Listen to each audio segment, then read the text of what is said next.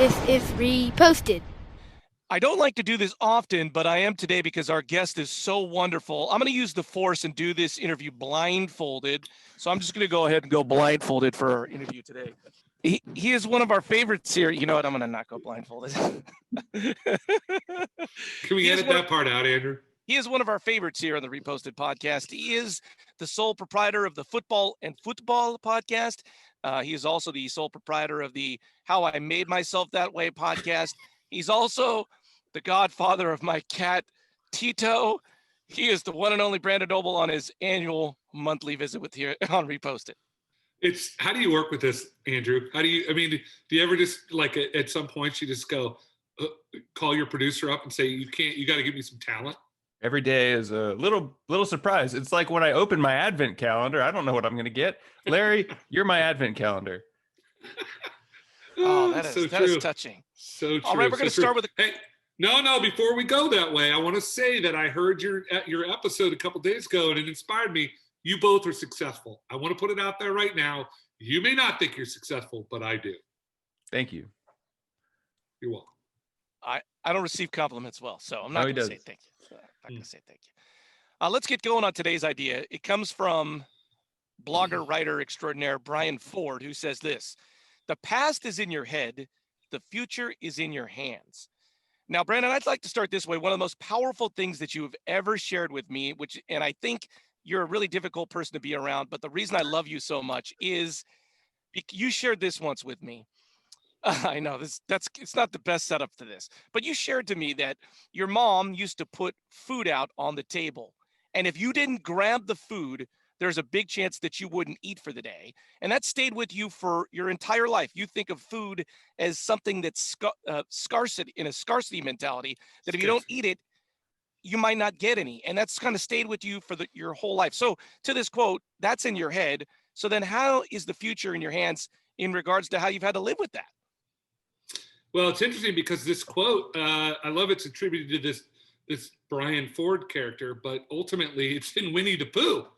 Right? This is a Winnie the Pooh quote. He says, the past is gone, the future is a mystery, today is all we have, or something like that. I was like, wait, I've heard that quote before.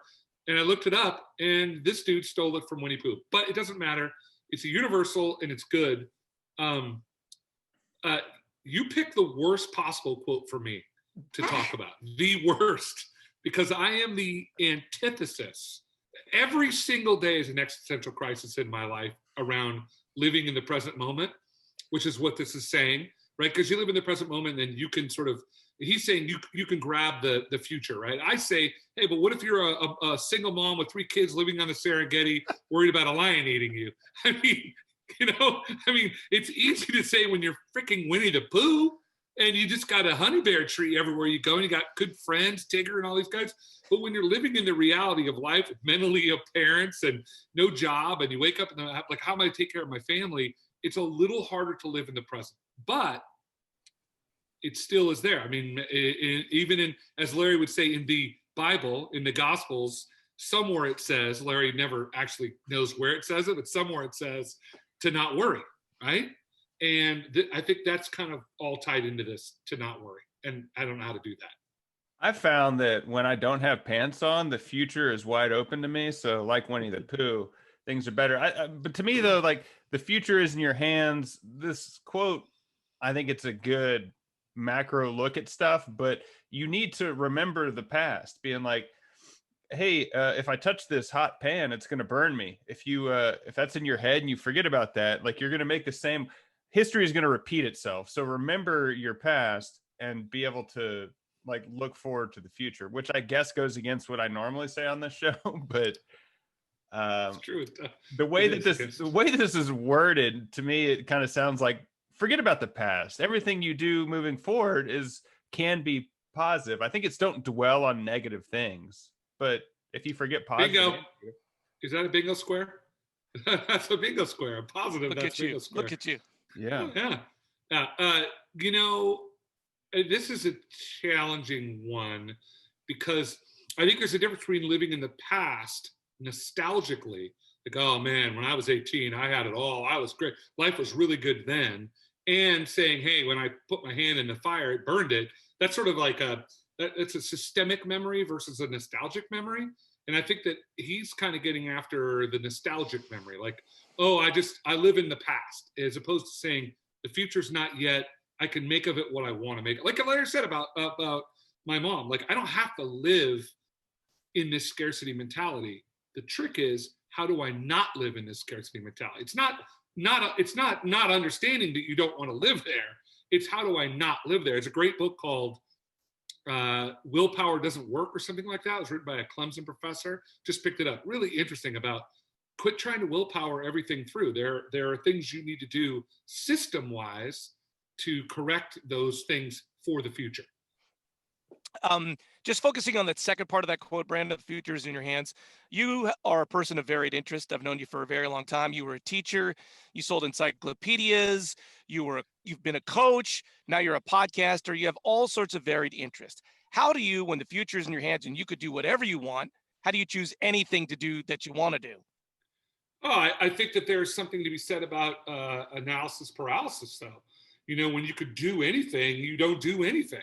Like, I'm going to go to an Andrew Bingo square here. It's like, just do something, right? Like, don't sit around and wait for it not to happen. Just do something. And I think that for me, I heard you guys talking about the other day about why you did the podcast. He was, COVID, no acting stuff. Well, might as well do this. I think for me, podcasting has been this weirdly cathartic and therapeutic process for me, because I'm creating something which I like to do. And Larry, you talked about, you've got this sort of art versus I got to pay the bills deal the other day. I have the same thing. I can't do this forever if I don't get paid, but I really enjoy doing it. It makes me feel like I'm actually contributing something that I'm good at. Whether that's true or not, it doesn't really matter. I like doing it. And I feel like it adds value to the world. So right now I'm just doing it, if that makes sense. I'm doing Andrew Keller. I'm just doing it. So back to what you were saying with your mom, I think this just was occurring to me that it's interesting where the past, depending on how far back it goes, could be something that's more hardwired into you. Like if someone told me a week ago, you need to finish all your food on your plate because I ordered this at this restaurant because I paid for it and you need to do it, it wouldn't affect me. But I have a vivid memory of being like an 8-year-old and my grandfather like scolding me because I ordered a plate that was too big and it's like forced me to finish it. And so like now that's hardwired into me. And so I think the past, well, it's in your head, like to some point or to some extent, it's hardwired into you. And so like understanding that some habits are harder to break. Yeah, well, I think also you just said about your grandfather, I think that you got to remember that people in your past sometimes are coming from a place of survival, right? So for your grandfather, I don't know, maybe he was a Depression era guy and he's like, hey, listen, man, you don't know when your next meal is going to come. That was my mom. That was my dad. You don't know when your next meal is going to come. So you got to do it now. Whereas today, we constantly work with our daughter on, you do not need to finish that. It is okay. Take what you want. We've sort of, and Corey comes at it from a different place because she wasn't raised with that. But I don't want to pass that along to my kid, is what I'm trying to say. And I think that is how you learn from the past. But trying to give her a more positive future is really what we're trying to do.